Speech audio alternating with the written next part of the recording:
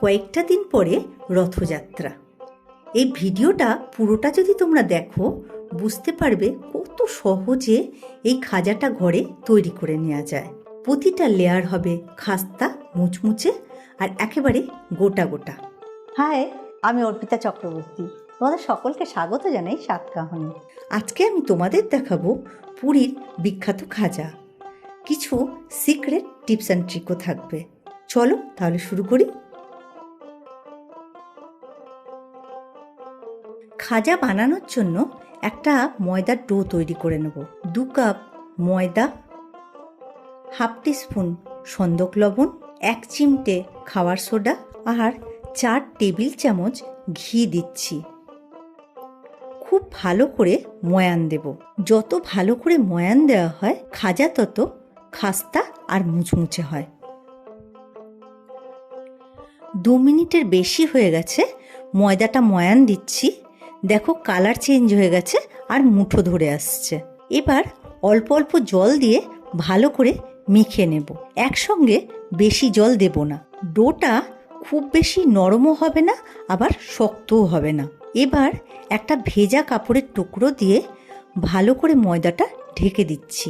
তাতে করে ময়দার উপরের ভাগটা শুকিয়ে যাবে না, নরম থাকবে। ঘন্টাখানেক মতো রেখে দেব। এবার চিনির শিরাটা তৈরি করে নেব। 2 কাপ চিনি, 1 কাপ জল আর 4টে এলাচ থেঁতো করে দিচ্ছি। ফ্লেভারটা তাহলে খুব ভালো আসবে। মিনিট 2 ফুটতে দেব। রসটা দেখো রেডি হয়ে গেছে। এবার এতে লেবুর টুকরো আর রস দিচ্ছি। এতে করে রসটা জমে যাবে না। ময়দা সেট হয়ে গেছে। আরও কিছুক্ষণ মেখে নেব। তারপরে লেচিগুলো কেটে নেব। এবার পাতলা আর বড় করে রুটি বেলে নেব। কিন্তু ময়দা দিয়ে বেলবো না, বেলবো কর্নফ্লাওয়ার দিয়ে। এটাই হচ্ছে ইম্পর্ট্যান্ট ট্রিক খাস্তা খাজার। দেখো এইভাবে পাতলা করে একদম বেলবে। আমার হাত দেখা যাচ্ছে, দেখো ঠিক এই রকম পাতলা হবে। খাজার লেয়ারিং করব। এই পাতলা রুটিটার উপরে এবার তেল ছড়িয়ে দেব। ভালো করে চারিদিকটা লাগিয়ে নেব। তারপর কর্নফ্লাওয়ার ছড়িয়ে সেটাও ভালো করে লাগিয়ে নেব। তার উপরে আর একটা রুটি দেখো সমানভাবে বসিয়ে দিচ্ছি। এর উপরেও সেমভাবে তেল আর কর্নফ্লাওয়ারের কোটিং দেব। তাতে করে কি হবে, একটার গায়ে একটা লেগে যাবে না, অথচ প্রতিটা লেয়ার ঠিক থাকবে। আর একইভাবে তেল আর কর্নফ্লাওয়ার ছড়িয়ে দেব। 5টা রুটির লেয়ার দেয়া হয়ে গেছে। উপরেও এবার তেল আর কর্নফ্লাওয়ারের লেয়ার দিয়ে দিচ্ছি, তাতে রোল করতে সুবিধে হবে। এবার এই রুটির লেয়ারটাকে ধীরে ধীরে আমি রোল করব।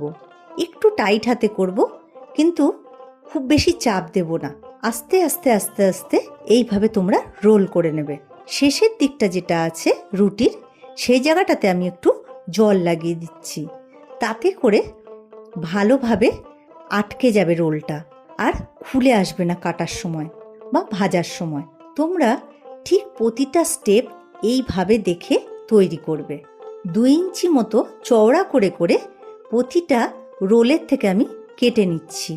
দেখো একটা লেয়ারও খুলে আসেনি। হালকা হাতে প্রেস করছি। তারপরে বেলনি দিয়ে ভালো করে বেলে নেব, খুব ধীরে ধীরে, যাতে লেয়ারগুলো খুলে না আসে। খাজা ডুবো তেলে ভাজা হয়, তাই একটু তেলের পরিমাণটা বেশি লাগে। আর খাজা ভাজার সময় সব সময় খেয়াল রাখবে তেলটা যেন খুব বেশি গরম না হয়, তাহলে তাড়াতাড়ি ভাজা হয়ে যাবে আর কাঁচা কাঁচা থাকবে। মিডিয়াম হট অয়েলে এবার আমি খাজাগুলোকে ভাজতে দিচ্ছি।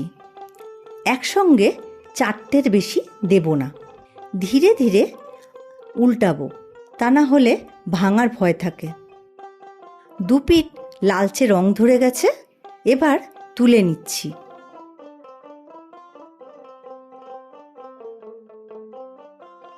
আর একটা ছোট ট্রিক দেখাচ্ছি, দেখো এতে করে কি হবে, খাজাগুলো ভালো করে ফুলবে, প্রতিটা লেয়ারগুলো আরও স্পষ্ট হবে আর সাইজে দ্বিগুণ হবে। কত সুন্দর দেখো লেয়ারগুলো দেখা যাচ্ছে। প্রতিটা খাজা ভাজা হয়ে গেছে। এবার রসে দেব।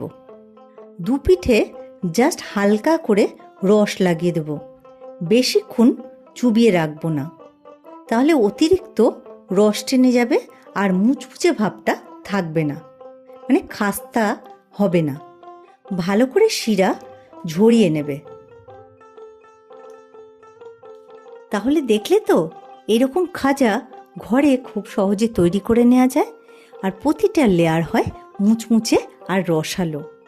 মিষ্টির দোকানের থেকে অনেক গুণ হেলদি আর টেস্টি। আমাকে কমেন্ট করে জানাও, আর যদি নতুন কোনো রান্নার রেসিপি দেখতে চাও সেটাও কমেন্ট করে জানাও।